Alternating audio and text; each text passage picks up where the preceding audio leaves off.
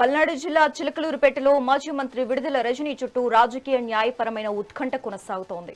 TDP నాయకులు పిల్లి కోటి ఫిర్యాదుతో నమోదైన ఎస్సీ ఎస్టీ అట్రాసిటీ కేసులో రజనీకి ఏపీ హైకోర్టులో చుక్కెదురైంది. తనపై ఉన్న కేసును కొట్టివేయాలని ఆమె దాఖలు చేసిన క్వాష్ పిటిషన్ను న్యాయస్థానం తిరస్కరించడమే కాకుండా దర్యాప్తుకు సహకరించాలని స్పష్టమైన ఆదేశాలు జారీ చేసింది.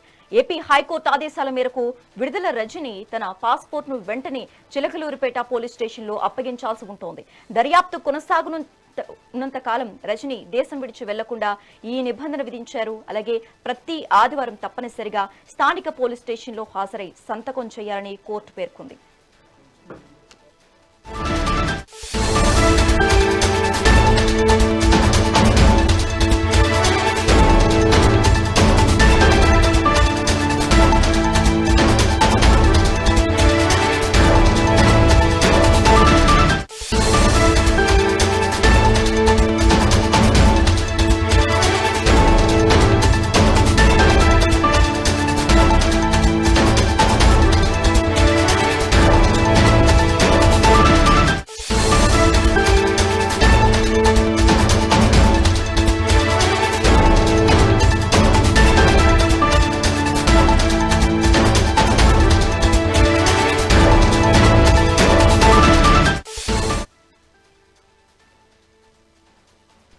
ఈ నిబంధనల అమల్లో భాగంగానే ఇవాళ మాజీ మంత్రి చిలకలూరుపేట పిఎస్ కు బయలుదేరారు.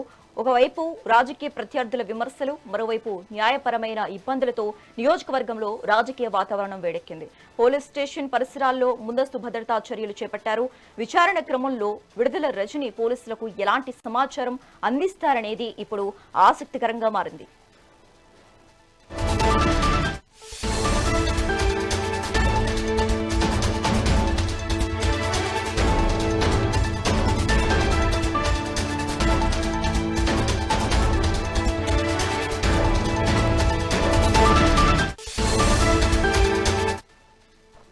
పల్నాడు జిల్లా చిలకలూరుపేటలో మాజీ మంత్రి విడుదల రజనీ చుట్టూ రాజకీయ న్యాయపరమైన ఉత్కంఠ కొనసాగుతోంది. టీడీపీ నాయకుడు పిల్లి కోటి ఫిర్యాదుతో నమోదైన ఎస్సీ ఎస్టీ అట్రాసిటీ కేసులో రజనీకి ఏపీ హైకోర్టులో చుక్కెదురైంది. తనపై ఉన్న కేసును కొట్టివేయాలని ఆమె దాఖలు చేసిన క్వాష్ పిటిషన్ను న్యాయస్థానం తిరస్కరించడమే కాకుండా దర్యాప్తుకు సహకరించాలని స్పష్టమైన ఆదేశాలు జారీ చేసింది. ఏపీ హైకోర్టు ఆదేశాల మేరకు విడుదల రజనీ తన పాస్పోర్ట్ను వెంటనే చిలకలూరుపేట పోలీస్ స్టేషన్లో అప్పగించాల్సి ఉంటోంది. దర్యాప్తు కొనసాగనున్నంత కాలం రజనీ దేశం విడిచి వెళ్లకుండా ఈ నిబంధన విధించారు. అలాగే ప్రతి ఆదివారం తప్పనిసరిగా స్థానిక పోలీస్ స్టేషన్లో హాజరై సంతకం చేయాలని కోర్టు పేర్కొంది. ఈ నిబంధనల అమల్లో భాగంగానే ఇవాళ మాజీ మంత్రి చిలకలూరుపేట పిఎస్ కు బయలుదేరారు. ఒకవైపు రాజకీయ ప్రత్యర్థుల విమర్శలు, మరోవైపు న్యాయపరమైన ఇబ్బందులతో నియోజకవర్గంలో రాజకీయ వాతావరణం వేడెక్కింది. పోలీస్ స్టేషన్ పరిసరాల్లో ముందస్తు భద్రతా చర్యలు చేపట్టారు. విచారణ క్రమంలో విడుదల రజనీ పోలీసులకు ఎలాంటి సమాచారం అందిస్తారనేది ఇప్పుడు ఆసక్తికరంగా మారింది. రైట్, ఇక ఇదే అంశానికి సంబంధించి మోర్ అప్డేట్స్ మా ప్రతినిధి స్వామి ఫోన్ ద్వారా అందిస్తారు. స్వామి, డీటెయిల్స్ ఏంటి? శస్త్రేఖ, ఏదైతే మాజీ మంత్రి విడుదల రజనీపై ప్రస్తుతం టీడీపీ నేత అయినటువంటి ఎస్సీసీఎల్ విభాగ అధ్యక్షుడైనటువంటి పిల్లి కోటి తనపై గతంలో ఒక కంప్లైంట్ ఇవ్వడం అయితే జరిగింది. అయితే వైసీపీ ప్రభుత్వం అధికారంలో ఉన్నప్పుడు మాజీ మంత్రి విడుదల రజనీ తనపై అనేక రకాలుగా కూడా ఇబ్బందులకు గురి చేసిందని చెప్పేసి పిల్లి కోటి అనే వ్యక్తి హైకోర్టులో పిటిషన్ దాఖలు చేయడం అయితే జరిగింది. ఆ పిటిషన్ సంబంధించి కూడా ఈ రోజు విడుదల రజనీ పిటిషన్ సంబంధించి తనకు ఎలాంటి సంబంధం లేదని చెప్పి పిటిషన్ దాఖలు చేయడం అయితే జరిగింది. అయితే హైకోర్టు ఆ పిటిషన్ ని కొట్టివేసి ప్రతి ఆదివారం కూడా పోలీస్ స్టేషన్కి వెళ్ళి సంతకం పెట్టి రావాలా, తనకున్న పాస్పోర్ట్ ను కూడా పోలీస్ స్టేషన్ లో సబ్మిట్ చేయాలని చెప్పేసి హైకోర్టు ఉత్తర్వులు అయితే జారీ చేసిందని కూడా చెప్పుకోవచ్చు. అయితే ముఖ్యంగా మనం చూసుకున్నట్టయితే ఏదైతే గత కూటమి ప్రభుత్వం అధికారంలోకి వచ్చినాక ఏదైతే ప్రస్తుత మార్కెట్ యార్డ్ వైస్ చైర్మన్ అయినటువంటి పిల్లికోటి విడుదల రజనీ మీద అందులో చిలకలూరుపేట టౌన్ సిఐ విడుదల రజనీ పిఏ ఇద్దరు కూడా తన అధికారంలో ఉన్నప్పుడు నన్ను అనేక రకాలుగా ఇబ్బందులు పెట్టారు, నన్ను స్టేషన్లో పడేసి కొట్టినప్పుడు విడుదల రజనీకి ఫోన్లో రికార్డ్ చేసి పంపించాడని చెప్పేసి పిల్లికోటి అనే టీడీపీ నేత హైకోర్టులో పిటిషన్ దాఖలు చేయడం జరిగింది. ఆ పిటిషన్ సంబంధించి కూడా హైకోర్టు ఈ రోజు ఉత్తర్వులు అయితే జారీ చేసింది. అయితే విడుదల రజనీ ప్రతి ఆదివారం కూడా చిలకలూరిపేట టౌన్ స్టేషన్కి వెళ్ళి సంతకం పెట్టి రావాలా. ఆమెకున్న పాస్పోర్ట్, ఆమె దగ్గర ఉన్న గతంలో వాడిన ఫోన్ కూడా చిలకలూరిపేట టౌన్ స్టేషన్ లో సబ్మిట్ చేయాలని చెప్పేసి హైకోర్టు ఉత్తర్వులు అయితే జారీ చేసిందని కూడా చెప్పవచ్చు. అయితే విడుదల రజనీ మాట్లాడుతూ కూడా తను ఏదైతే కూటమి ప్రభుత్వం అధికారం వచ్చినప్పటి నుంచి కూడా తను అనేక రకాలుగా ఇబ్బందులు పెడుతున్నారు. ఒక బీసీ మహిళను కూడా చూడకుండా కూడా నన్ను రాజకీయంగా అనేక రకాలుగా ఇబ్బందులు పెడుతున్నారు. ఏదైతేనే విద్యుత్ ఛార్జీలు తగ్గించాలని చెప్పేసి ఆ రోజు నేను నిరసన కార్యక్రమం చేస్తే ఆ నిరసన కార్యక్రమానికి కూడా నా మీద కేసు కట్టారు. ఏదైతే నేను ఒక టెంపుల్కి వెళ్ళి పూజా కార్యక్రమం నిర్వహించుకొని తిరిగి వస్తుండగా నా మీద దాడి చేశారు. ఏదైనా కూటమి ప్రభుత్వం నా మీద కక్షపూరితంగానే దాడి చేస్తున్నారు, కక్షపూరితంగానే నన్ను ఇబ్బందులు గురి చేస్తున్నారని చెప్పి మాజీ మంత్రి విడుదల రజనీ అయితే టీడీపీ మీద కొన్ని వ్యాఖ్యలు అయితే చేయడం జరిగింది. ఏదైతే ఈ రోజు చిలకలూరిపేట టౌన్ స్టేషన్ కు వచ్చినటువంటి విడుదల రజనీ తన దగ్గర ఉన్న పాస్పోర్ట్, గతంలో వాడిన ఫోన్ కూడా సబ్మిట్ చేయడం జరిగింది. ఏదైతే పిల్లి కోటి అనే టీడీపీ నేత దాఖలు చేసిన పిటిషన్, ఆ కేసుకు సంబంధించి నిర్ధారణ అయినంత వరకు కూడా ఎలాంటి విదేశాల ప్రయాణాలు కూడా చేయకూడదని చెప్పి హైకోర్టు ఉత్తర్వులు అయితే జారీ చేసింది. అయితే తను ఈ కేసు తేలేంత వరకు కూడా ఎటు విదేశాలకు వెళ్ళడానికి కానీ అనుమతి లేదని చెప్పేసి కూడా హైకోర్టు చెప్పడం జరిగింది. అయితే హైకోర్టు మాటలను గౌరవించి ఈ రోజు చిలకలూరిపేట టౌన్ పోలీస్ స్టేషన్ కు వచ్చి పోలీసులకు పూర్తిగా సహకరిస్తానని చెప్పేసి విడుదల రజనీ కూడా అనడం జరిగింది. అయితే పోలీస్ స్టేషన్ కి వెళ్ళిన విడుదల రజనీ తన కార్యకర్తలతో భారీగా పోలీస్ స్టేషన్ కు చేరుకోగా పోలీసులు అయితే ముందస్తు జాగ్రత్త చర్యల్లో భాగంగానే పోలీస్ స్టేషన్ పరిధిలో ఉన్నటువంటి ఎవరిని కూడా లోపలికి రానివ్వకుండా గట్టి బందోబస్తు అయితే ఏర్పాటు చేశారని కూడా చెప్పుకోవచ్చు. ఎవరి మీద అయితే ఆరోపణలు ఉన్నాయో ఆ ఆరోపణ ఉన్న వ్యక్తి లోపలికి రావాలని చెప్పి పోలీసులు ఆంక్షలు పెట్టడం అయితే జరిగింది. అయితే ఆరోపణలు ఉన్న వ్యక్తి విడుదల రజనీ ఈ రోజు పోలీస్ స్టేషన్ చిలకలూరిపేట పోలీస్ స్టేషన్కి వెళ్ళి సిఐ సమక్షంలోనే తనకు పాస్పోర్ట్, తన గతంలో వాడిన ఫోన్ రెండు కూడా సబ్మిట్ చేయడం జరిగింది. అయితే పోలీసులు కొన్ని క్వశ్చన్లు కూడా అడగడం జరిగింది. దానికి కూడా ఆన్సర్ చేయడం కూడా విడుదల రజనీ జరిగింది. ఏదైతే ఈ కేసు తేలేంత వరకు కూడా ఎటు వెళ్ళకూడదని చెప్పేసి పోలీసులు కూడా చెప్పడం జరిగింది. ఏదైతే హైకోర్టు ఉత్తర్వుల మేరకు గౌరవించి నేను హైకోర్టు ఎలాగైతే చెప్పిందో అలానే పాటిస్తా, కానీ హైకోర్టు ఉత్తర్వుల మేరకు ఎలాంటి తూచే తప్పకుండా పాటిస్తాను, కానీ హైకోర్టుని ఎప్పుడూ ధిక్కరించనని కూడా విడుదల రజనీ చెప్పడం జరిగింది. కూటమి ప్రభుత్వం కావాలని చెప్పి మహిళలను కూడా చూడకుండా అనేక రకాలుగా ఇబ్బందులు పెడుతుందని చెప్పి కూటమి ప్రభుత్వంపై మాజీ మంత్రి విడుదల రజనీ సంచలన వ్యాఖ్యలు చేయడం అయితే జరిగింది. ఏదైతే ఒక బీసీ మహిళ అని నన్ను కేవలం టార్గెట్ చేస్తున్నారు, నియోజకవర్గంలో నేను తిరగడం కూడా ఇష్టం లేక కార్యకర్తలకు అందుబాటులో ఉండకూడదని చెప్పేసి నన్ను భయభ్రాంతులకు గురి చేస్తున్నారని చెప్పేసి మాజీ మంత్రి విడుదల రజనీ అయితే మీడియా ముందు చెప్పడం అయితే జరిగింది. అయినా సరే ఎన్ని కేసులు పెట్టుకున్నా కూడా తగ్గేదే లేదని చెప్పేసి మీరు ఎన్ని కేసులు అయినా పెట్టుకోండి, నేను ఎలాంటి తప్పు చేయలేదు, నేను ఎవరికి ఏ రోజు కూడా అన్యాయం చేయలేదు అని చెప్పేసి విడుదల రజనీ చెప్పడం అయితే జరిగింది. మీరు ఎన్ని కేసులు పెట్టినా సరే నేను వైసీపీ పార్టీలోనే కొనసాగుతూనే ఉంటాను, వైసీపీ కార్యకర్తలకు కూడా అండగా ఉంటానని చెప్పేసి విడుదల రజనీ అయితే చెప్పడం జరిగింది. ఏదైతే కూటమి ప్రభుత్వం వచ్చిన కాడి నుంచి కూడా రెడ్ బుక్ రాజ్యాంగం నడుస్తుందని చెప్పి మాజీ మంత్రి విడుదల రజనీ వ్యాఖ్యానించడం అయితే జరిగింది. ఏదైతే వినకొండలో జరిగిన హత్య కూడా కూటమి ప్రభుత్వం కావాలనే ఆ హత్య చేపించిందని కూడా చెబుతున్నారు.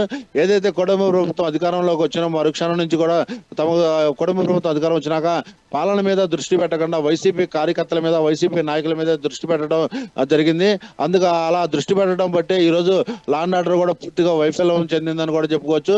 ఏదైతే వైసీపీ నేతలు చిన్న పోస్ట్ పెట్టినా సరే వాళ్ళ మీద ఏదైతే తప్పుడు కేసులు బనాయించడం, ఇటు వైసీపీ నాయకులు ఎవరైనా ఏదన్నా ప్రోగ్రామ్ చేసినా సరే మా మీద తప్పుడు కేసులు బనాయించడం అయితే జరిగింది. ఇలాంటి కేసులకు కానీ ఇలాంటి బెదిరింపులకు కానీ నేనైతే భయపడేది లేదని చెప్పేసి మాజీ మంత్రి విడుదల రజనీ అయితే చెప్పడం జరిగింది. Right, thanks for the updates Swamy.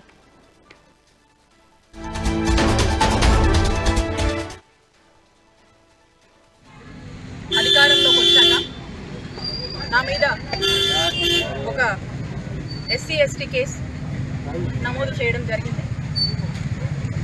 High court ఈ కేసుకి సంబంధించి కొన్ని ఆదేశాలు ఇవ్వడం జరిగింది. హైకోర్టు ఆదేశాలని గౌరవిస్తూ ఒక లాని గౌరవించేటువంటి ఒక సిటిజన్గా నేను ఈ రోజున హైకోర్టు ఆదేశాల మేరకు చిలకలూరిపేట పట్టణ పోలీస్ స్టేషన్కి రావడం జరిగింది. మరి ఈ కేసుకి సంబంధించి కోర్టు కొన్ని నిబంధనలు విధించింది. ఈ కేసు గురించి, దీనికి సంబంధించినటువంటి కంటెంట్ గురించి నేను ఈ సందర్భంగా కామెంట్స్ చేయకూడదు, కాబట్టి ఈ కేసుకి సంబంధించి నేను ఎటువంటి కామెంట్స్ చేయకూడదు. ఈ కూటమి ప్రభుత్వం వచ్చినప్పుడు రాష్ట్ర ప్రజలందరూ కూడా చూశారు. ఎక్కడ పడితే అక్కడ రోడ్డు మీద రెడ్ బుక్ హోర్డింగ్స్ అనేవి మనకు దర్శనం ఇచ్చాయి. లోకేష్ గారి రెడ్ బుక్ హోర్డింగ్స్ అందరం కూడా చూసాం. ఏంటా ఈ రెడ్ బుక్ హోర్డింగ్స్ కట్టారు అని మాట్లాడుకున్నటువంటి పరిస్థితి కూడా మన రాష్ట్రంలో 2 సంవత్సరాల కింద మనం చూసాం. మరి ఈ రోజున లోకేష్ గారి red book hoardings blood book గా మారినాయి. లోకేష్ గారి రెడ్ బుక్ బ్లడ్ బుక్ గా మారింది. అధికారంలోకి వీళ్ళు వచ్చిన దగ్గర నుంచి మనం చూసినట్టయితే సామాన్య ప్రజల దగ్గర నుంచి వైఎస్ఆర్ కాంగ్రెస్ పార్టీకి సంబంధించినటువంటి దాదాపు యాక్టివ్గా ఉండేటువంటి ప్రతి ఒక్కరు మనం చూసుకున్నట్టయితే 2500 మంది వైఎస్ఆర్ కాంగ్రెస్ పార్టీ నాయకుల మీద అక్రమ కేసులు నమోదు చేశారు. దాదాపు 800 మంది మీద వైఎస్ఆర్ కాంగ్రెస్ పార్టీకి చెందిన వాళ్ళ మీద హత్యాయత్నం జరిగింది. 390 మంది మీద దాదాపు హత్యా ప్రయత్నాలు, హత్యకు గురైనటువంటి పరిస్థితులు. 700 మంది మీద సోషల్ మీడియా యాక్టివిస్టుల మీద అక్రమ కేసులు నమోదు చేశారు. అది ఎంతవరకు వచ్చిందంటే ఇక్కడ ఉన్నటువంటి మీలాంటి జర్నలిస్టుల వరకు కూడా 70 మందికి పైగా జర్నలిస్టులను కూడా మరి ఈ రెడ్ బుక్ చేరుకుంది. ఈ విధంగా ప్రతి సామాన్యుడి దగ్గర నుంచి కూడా ఎవ్వరికీ రక్షణ లేకుండా వైఎస్ఆర్ కాంగ్రెస్ పార్టీకి సంబంధించినటువంటి మాజీ ఎమ్మెల్యేలను, మాజీ ఎంపీలను, మాజీ మంత్రులను, ఐఏఎస్లను, ఐపీఎస్లను, ఆఖరికి మీ జర్నలిస్టుల దాకా కూడా మరి ఈ రెడ్ బుక్ ఏ విధంగా ప్రభావం చూపుతుందో ఒకసారి రాష్ట్ర ప్రజలు అర్థం చేసుకోవాలి. ఇది ఎంతలా అంటే దీన్ని బ్లడ్ బుక్ అని నేను ఎందుకు అంటున్నానంటే ఇదే పల్నాడు జిల్లాలో అలా గవర్నమెంట్ మారింది, కూటమి ప్రభుత్వం అధికారంలోకి వచ్చింది. ఏ విధంగా ఇక్కడ ఉన్నటువంటి మన రియాజ్ని, ఏ విధంగా రషీద్ని ఏ విధంగా హత్య చేశారో మనం చూసాం. మందా సాల్మన్ గారిని ఏ విధంగా హత్య చేశారో మనం చూసాం. ఇలా చెప్పుకుంటూ పోతే ఈ జిల్లాలోనే చాలా ఉన్నాయి. గవర్నమెంట్ వీళ్ళు వచ్చిన దగ్గర నుంచి కూడా ఎంతసేపు వీళ్ళు పోలీసులకు అప్పగించినటువంటి రెస్పాన్సిబిలిటీస్, ఈ వైఎస్ఆర్ కాంగ్రెస్ పార్టీ వాళ్ళు ఎవరు యాక్టివ్గా ఉన్నారు, ఎప్పుడెప్పుడు దొరుకుతారు, ఎక్కడెక్కడ కార్యక్రమాల్లో యాక్టివ్ పార్టిసిపేట్ చేస్తున్నారు, ఏదో విధంగా వాళ్ళ మీద కేసులు పెట్టండి, అక్రమ కేసులు కట్టండి, అరెస్టులు చేయండి, జైలు పాలు చేయండి. ఇదే పోలీసులకు ఇచ్చినటువంటి టార్గెట్. అందుకే కేంద్ర ప్రభుత్వం ఇచ్చినటువంటి ర్యాంకింగ్స్ లో ఈ పోలీస్ శాఖ 36వ స్థానానికి పడిపోయిందంటే ఇట్స్ అ ఫెయిల్యూర్ గవర్నమెంట్ అనేది అర్థమవుతా ఉంది. Never it was before in Andhra Pradesh. ఈ రోజున మీ శాఖ ఈ స్థాయికి దిగజారి ఇంత ఫెయిల్యూర్ ర్యాంకింగ్ కి వెళ్ళిందంటే దానికి కారణం మీ రెడ్ బుక్, మీరు ఇంప్లిమెంట్ చేస్తున్నటువంటి రెడ్ బుక్. ఎందుకంటే సామాన్య ప్రజలకు న్యాయం చేసేది మీరు ఎప్పుడో పక్కన పెట్టేశారు. మీరు ఎంతసేపు వైఎస్ఆర్ కాంగ్రెస్ పార్టీ వాళ్ళని వెంబడించడం, వాళ్ళని అక్రమంగా ఏదో విధంగా అరెస్టులు చేయాలి, కేసులు పెట్టాలి, వేధించాలనేటువంటి ఒక ఎజెండాతో ముందుకు పెడుతున్నారు. కాబట్టి ఇది ఈ రోజున ఉన్నటువంటి ఈ పరిస్థితి. అధికారం